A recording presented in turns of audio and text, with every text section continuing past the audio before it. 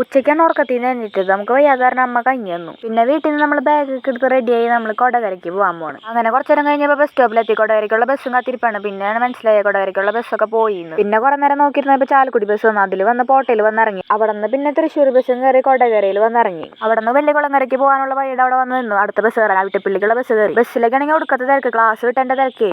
അങ്ങനെ അവിട്ടപ്പള്ളി ബസ് സ്റ്റോപ്പിൻ്റെ അവിടെ വന്നിറങ്ങി. നമ്മൾ ഇവിടേക്കാണ് വന്നത്. ഡബിൾസ് കമ്പനി കൺസ്ട്രക്ഷൻ കമ്പനിയാണ്. ഇവിടെയാണ് ഞാൻ ഇന്റേൺഷിപ്പ് ചെയ്തത്. സർട്ടിഫിക്കറ്റ് മേടിക്കാൻ വേണ്ടി വന്നു. അവിടുത്തെ സർട്ടിഫിക്കറ്റ് മേടിച്ച് കൊടകരയ്ക്കുള്ളത് വീണ്ടും ബസ് കയറി. അങ്ങനെ പിന്നെ കൊടകരയിലെത്തി കടയിൽ കയറി ഒരു ഉപ്പ് സോഡയും 2 പാക്കറ്റ് പാലും മേടിച്ച് അവിടെ നിന്ന് ഇറങ്ങി. പിന്നെ കുറച്ച് നേരമൊക്കെ നോക്കിയിരുന്ന് കഴിഞ്ഞപ്പോൾ വീട്ടിലേക്കുള്ള ബസ് വന്ന് അതിലേക്ക് വന്ന് കയറി. പിന്നെ വഴിയിൽ നോക്കിയപ്പോൾ നമ്മുടെ കോളേജിന്റെ പോസ്റ്ററൊക്കെ വെച്ചാണ്. പിന്നെ ബസ് സ്റ്റോപ്പ് ഇറങ്ങി നടന്ന് നോക്കിയപ്പോൾ വഴിയിൽ എന്തോ സാധനങ്ങൾ ഇടുന്നത്. പിന്നെ അടുത്ത് പോയി നോക്കിയപ്പോൾ മനസ്സിലായി പശുവിന്റെ ചാണകം. വഴിയിലേക്കാണ് ഇത് കൊണ്ടിടുന്ന നാളില്ലാത്ത പശു. മഴ കുറഞ്ഞതോടെ തോട്ടിലെ വെള്ളവും കുറഞ്ഞു. പിന്നെ പാടത്ത് നോക്കിയപ്പോൾ ഒരു പശു എന്നെ നോക്കി നിൽക്കണമെങ്കിൽ തോന്നുന്നു ഈ പശുവിന്റെ ചാണകമൊക്കെ അവിടെ കണ്ടത്. അങ്ങനെ അതൊക്കെ കണ്ടു കഴിഞ്ഞ് വീടെത്തി. പിന്നെ നോക്കിയപ്പോൾ ഡൈനിങ് ടേബിളിനോട് ചക്ക വറുത്തിരിക്കണേ. വേഗം അതുകൊണ്ട് ഓടി സിറ്റൗട്ടിൽ പോയിരുന്ന് കഴിക്കാന്ന് വെച്ച്. അങ്ങനെ അത് കഴിച്ചിരിക്കുമ്പോഴാണ് അമ്മ ജോലി കഴിഞ്ഞ് വന്നപ്പോൾ ഈ ലത്തിമ്പള്ളിയിൽ ഊട്ടുതിരുന്നാലുണ്ടായിരുന്നു. അവിടെ നിന്ന് ഫുഡൊക്കെ കൊണ്ടുവന്നത്. അപ്പം ഇന്നത്രയുള്ളൂ. Okay, by.